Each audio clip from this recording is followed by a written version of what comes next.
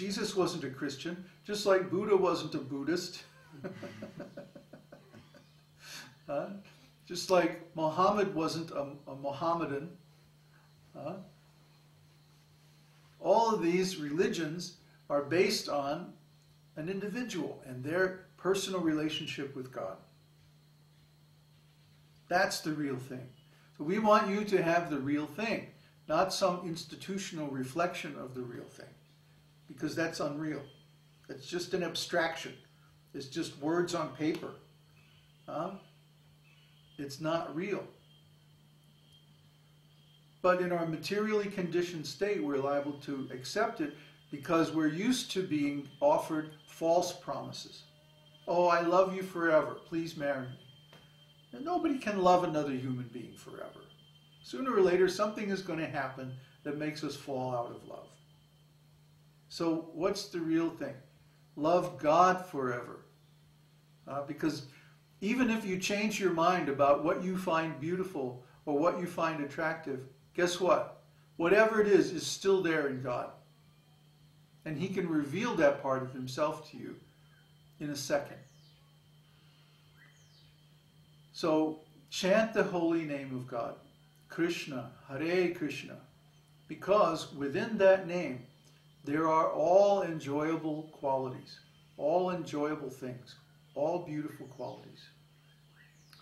The more you chant, the more He will reveal Himself to you, and you will actually get to experience His qualities directly, not through a book or a lecture or some other process or medium, but directly, personally, within your own heart.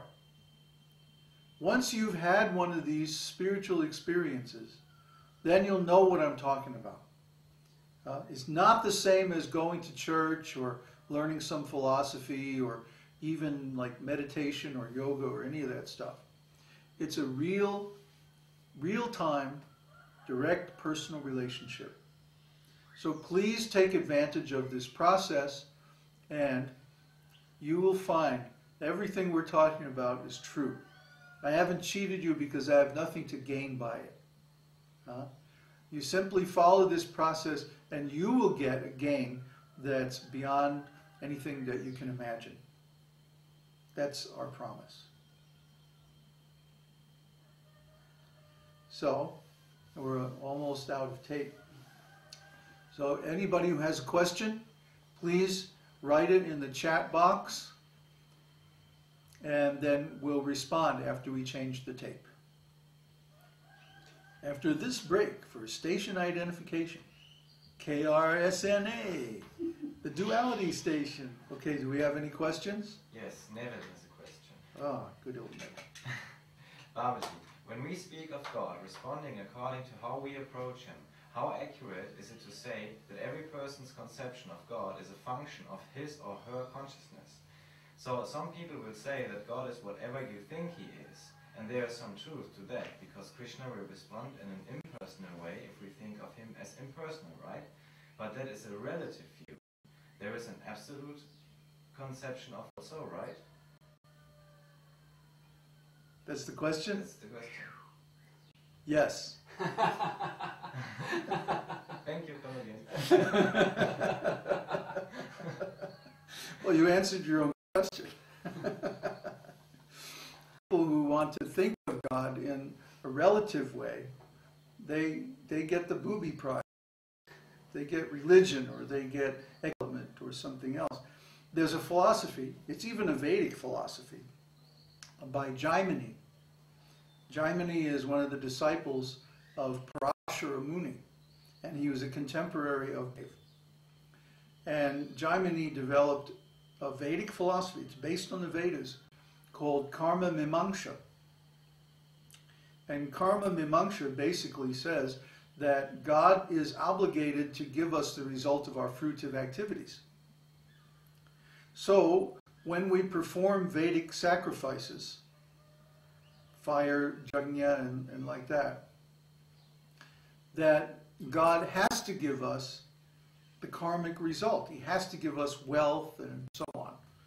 Basically 4 principles: dharma, artha, kama, and moksha, meaning religiosity, or good karma for the future.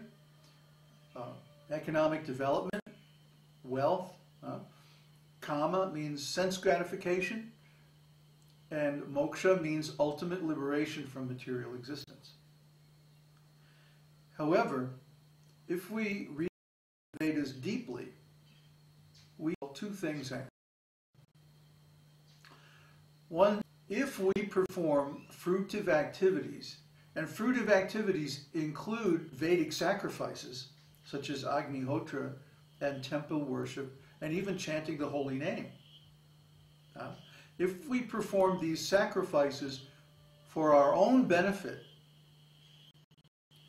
thinking, oh, I'll get so much advancement in life by doing this, then we get that advancement. We get dharma, artha, kama, and moksha, but we don't get actual devotion or love of God.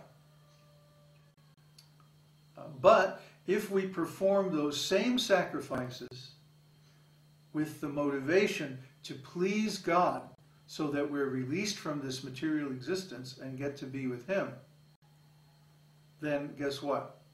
The result or the product of those sacrifices will be devotional service of God. You see, it's all in the motivation. It's all in the attitude. It's all in how we approach God. It's qualitative, not quantitative. So when we approach God for some selfish purpose, we may get our purpose, but we don't get Him.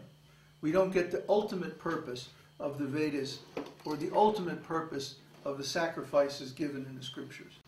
We get some secondary purpose, some secondary result.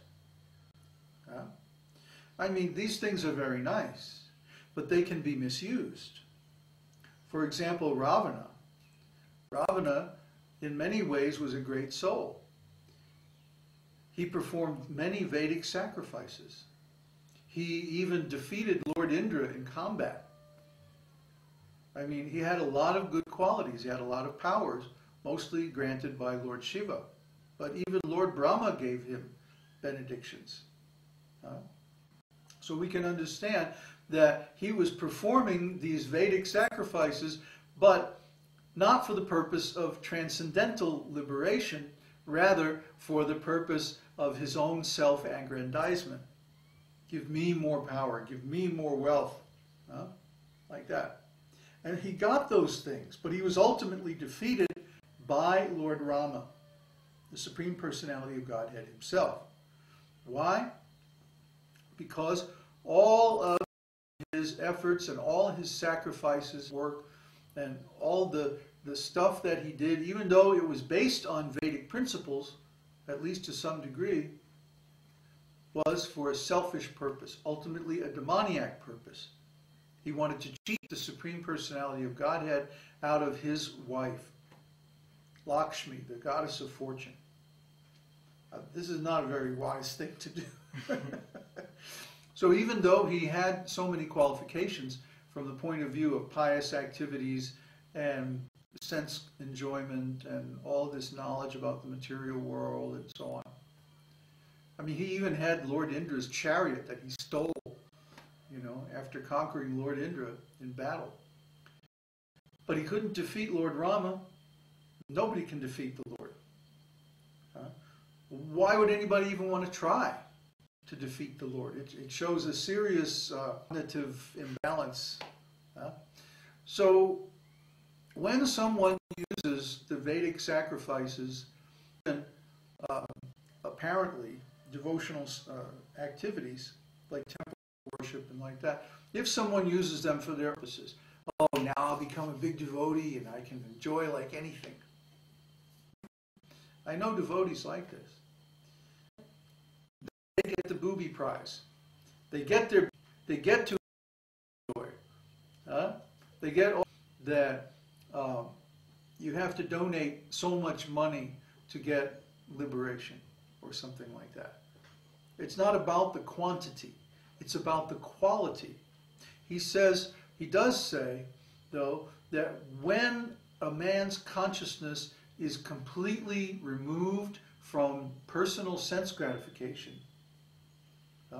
and he doesn't care anymore about the results of his activities, but offers them as a sacrifice, then he's automatically in the position of liberation, even though he may be existing within this material world.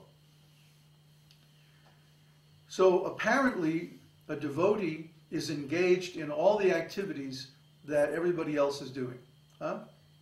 We're eating, we're sleeping, we're getting up in the morning, we're doing work, we're going here, going there, doing stuff, you know, like we have this video camera, we have so many computers and keyboards, and we're recording stuff, and we're doing all kinds of stuff.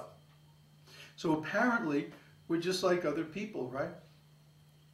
But the difference is the motivation for all these activities is to please God. I mean, don't you think if we really wanted to, we could be in business and